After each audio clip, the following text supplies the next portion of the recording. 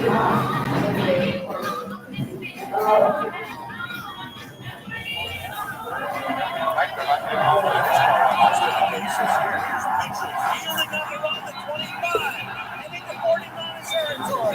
the last block that he needs, and Brian Mitchell rolls for a touchdown. 76 yards.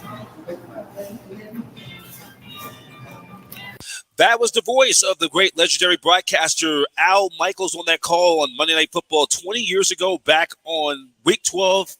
That was on Monday Night Football. Brian Mitchell's 76-yard punt return. He took it back to the house for a touchdown. The Eagles defeated the Niners that night, 38-17. Yours truly was at that game.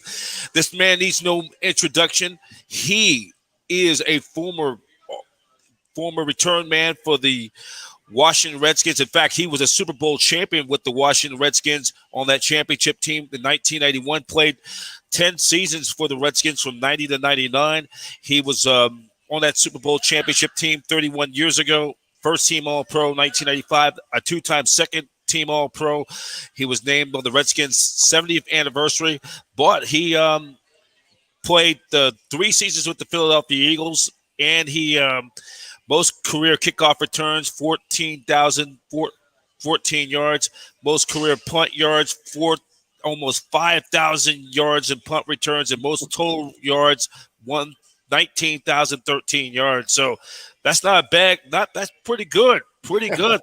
Welcome on our podcast. He currently right now works for NBC Sports Washington, but we're going to preview. It's all about the Eagles. You played a few years with Andy Reid in Philadelphia.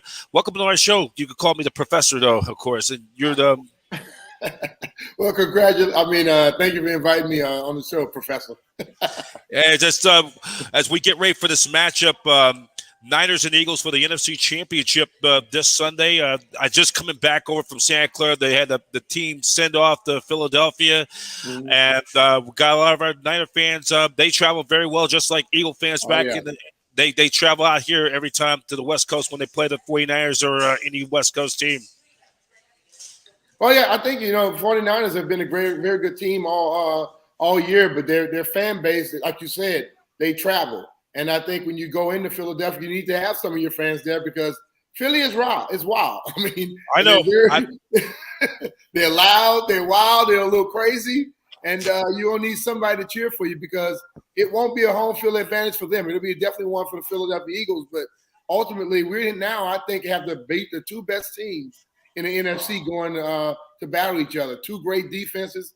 And we have 2 young quarterbacks who've done some great things. So this is one of those games where you look forward to it. I'm still an old school football player. I like the running. I like the running that both teams do. They come with their timely passing. But this is a game where I think defense is going to decide what happens. Yeah, Purdy has done great. Jalen Hurts has been great as well. But whatever defense can stand up and inflict their will on the offense, this team is going to win. Yeah, you played in a hostile environment like Philadelphia and Washington D.C. You played with the Eagles. What was your time with how you liked your time with the Eagles and driving down south from Washington D.C. after all the years with the Redskins? So, well, I loved it. In Washington they said I lost a step, and the Eagles felt I still had something. I think in those 3 years I proved what I was about, and I think the ultimate thing is. When people from the outside talk about Philadelphia, they talk about how mean the fans are, this, that, and the other. But, I was able to get inside of that fan base and understand that they're knowledgeable. That's right. It's a blue-collar town, and they want you to go out there and work just like they do. They don't want a guy coming in with a lot of hype, and then he doesn't live up to the hype. They want you to be there and try to live up to it. And I think, they're tough, but I grew up with a military father. So when I did good, he told me. When I did bad, he told me that too. So honesty is the best thing. People ask me about life, what do I like about people? Give me consistency. If you consistently straightforward with me and you can tell me the truth and it's mean or whatever, if you're consistent, I'll learn how to deal with you. If you're inconsistent, I'll have a problem with you. That's right. That's right.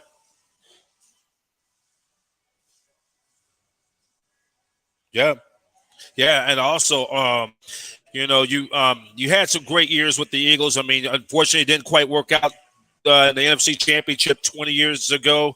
You lose to Tampa Bay. You had a big kickoff return to set the tone in that ball game. Yeah. And I think that's the thing about it. I think in that football game, we had talked so much about getting into that game. And we were worried about, Tampa don't win under a certain degree and things like that. But they played the game. They fought throughout. We thought we were going to just show up and win, and it worked against us. Man. Like this game right here. The fans in Philadelphia, they're excited. The fans, I know the 49er fans are very excited too. But you still have to do the things that you did all year to make sure you can have an opportunity to close this thing out. That's right. And then also, plus you played with Dominic McNabb. You played with that receiving. You had Deuce Staley, Todd Pinkston, and James Thrash. You had on defense a nasty by the late Jim Johnson. Yes. By the way, I was at that Monday night game back in 2002, 20 years ago. On that Monday night game, Niners were wearing their 80s throwback jerseys. That was a crazy night. Those Eagle fans were pretty loud, and there was some fights in the stands. SFPD sent some combination of Niners and Eagle fans to the timeout table to get their head clear. I think they were drinking too much, a little too something though. But Philadelphia, I think they're starting today. They're gonna be ready. But listen, they're a passionate bunch, and it's a few of the fans, that go out there and they do a lot of craziness.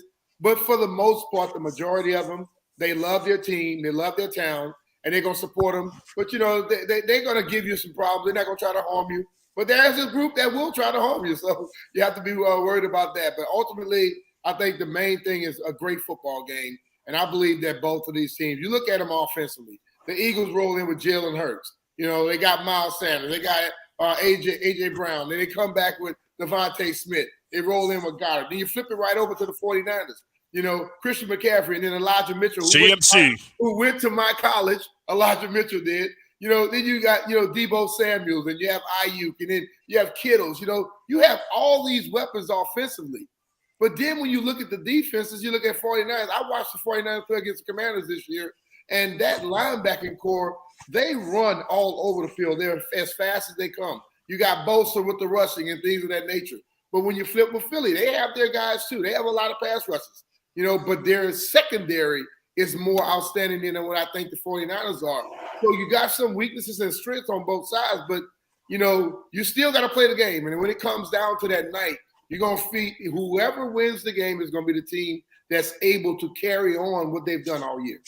And whoever makes the least mistakes is going to come out with a win. But I got to throw a tidbit. 1990, it was called the body bag game. The Eagles and Redskins had their clashes with Buddy Ryan. I'm a long Niner fan, but now I'm in the media.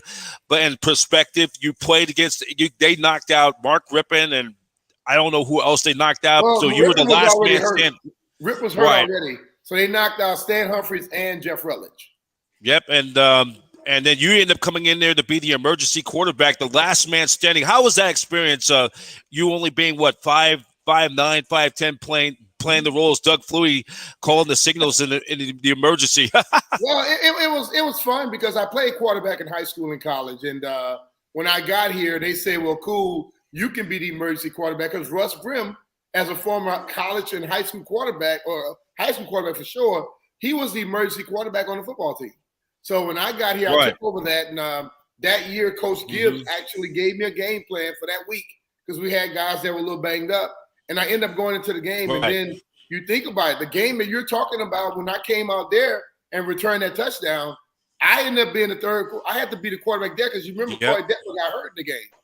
Okay, so and then AJ Feely was the quarterback. I was the next quarterback in that football game as well. Then my last game with the New York Giants, I finished up at quarterback again. So had my little chances. I made some money because I told some of my friends I will play quarterback in the NFL. They didn't believe me, and I did it several times. And you don't have to be like me at 6'4", 6'5", or it's all about the heart though. But like I said, I was at that game that night at Candlestick Park where Coy Detmer unfortunately got hurt. You went down. You got AJ Feely. Feely really carried that team down the stretch when McNabb got and then you guys, Andy Reid, you win your third straight NFC East title. You go on to beat the Falcons, the Michael Vick show in the playoffs when he was at Atlanta. Unfortunately, you running in with the Buccaneers with that defense. John Lynch, the general manager, now with the 49ers, played his collegiate ball at Stanford. I mean, this is kind of the same. He'd been in the same predicament now 20 years later. Yeah. Well, the thing about John was always considered a very smart and intelligent player. And now he's doing it at the executive level.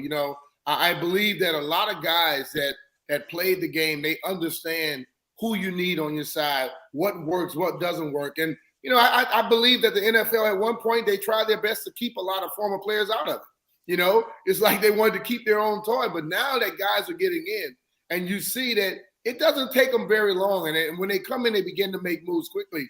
Because this whole thing, analytics has taken over everything. But it's a lot about feel. I could tell you this. There were years in the first day of minicamp, I knew who was getting cut. And it normally was damn near 90 to 100% every year. I didn't have to wait and guess, but the coaches are like, oh, we got to give all this time. It's a waste of time. You know who can play and who can't. And the thing about it is you got to know who can play when the coach isn't telling them everything in their ear. They can just take that and go with it. I want to get one little extra nugget when you can now come to think of it. Another number 30 who's in the Hall of Fame. 1995, Niners were playing the Denver Broncos in Tokyo. They were the defending Super Bowl champions. A youngster named Terrell Davis made that one big hit on special teams, and that was the difference. Yeah. He eventually got into the starting lineup, won the MVP, rushed for over 2,000 yards. Unfortunately, his career cut short with that torn ACL. It was never the same, and, now he's a Hall of Famer. That one play could alter a career on a good, even if it's bad, not bad, it could always be on the positive side. So he was on the outside, wasn't even guaranteed. Go from not even guaranteed of making the team to being a Hall of Famer. Yeah. Same thing with Brock Purdy, the last man standing. I mean, and now he being prepared. That's the whole thing about it. When you're prepared for the opportunity, we don't know when it's going to come. But you better make sure you're ready. Brock Purdy got his chance. And this is the thing about it, though. Many people see Brock Purdy as Mr. Irrelevant, the last guy drafted in the draft. I see Brock Purdy as a guy who played 4 years in college, a guy who has experience at the quarterback position. He has a high football IQ. Also, he played against Jalen Hurts in college. They went to a 42-41 rig. Jalen Hurts in Oklahoma won it, but you can see the competitive level that this kid has.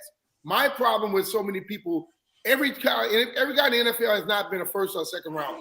There are a lot of late round people and a lot of guys that are undrafted free agents that have come into this league and, just like you said, made it to the Hall of Fame.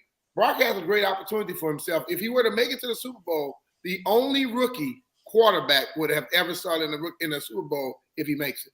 It came very close with Mark Sanchez, Ben Roethlisberger. Even I'm even throwing a wild card. Dan Marino, his rookie year, nearly got the Dolphins to the AFC Championship, and they were upset by Seattle in the AFC divisional playoff. When for the young generation, when the Seahawks reside all those years in the AFC West with battle rivals with the Raiders, Broncos, and the Chargers and the Chiefs. But before we let you go, what are you doing these days? You're at NBC Sports Washington.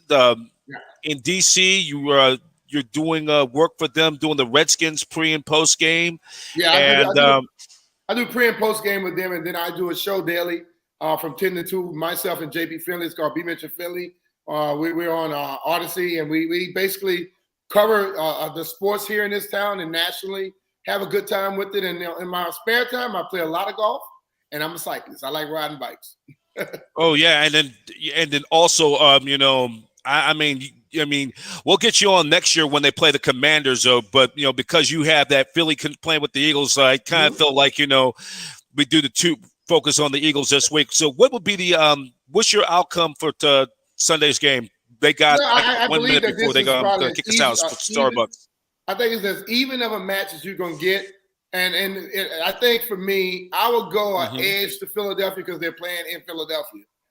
One thing I always say about going from west to east and east to west, it affects people sometimes. You know, if the Eagles expect it to affect them, I think the 49ers have a chance. But I think if the Eagles are handling their business at home, they should get out a close victory. Nothing like they're gonna run away with anything. Well, B. Mitch, hey, congratulations on a great career. You know, next year when we play you guys in DC, if I'm out there covering the game or we'll get you on the podcast, we'll talk about the Commanders or the Redskin franchise. I know it's a dismal time in recent years with Daniel Snyder since he took over that club. That's another story for another time. But you know, we may have to do two previews.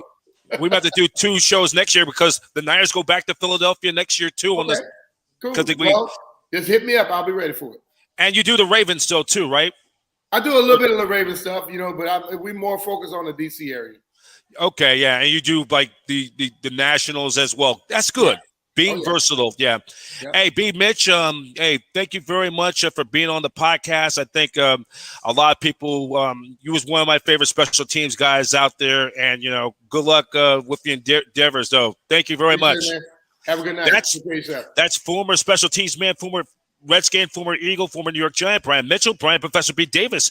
You're listening to the 49ers Live podcast NFC Championship edition on Niners Radio 49.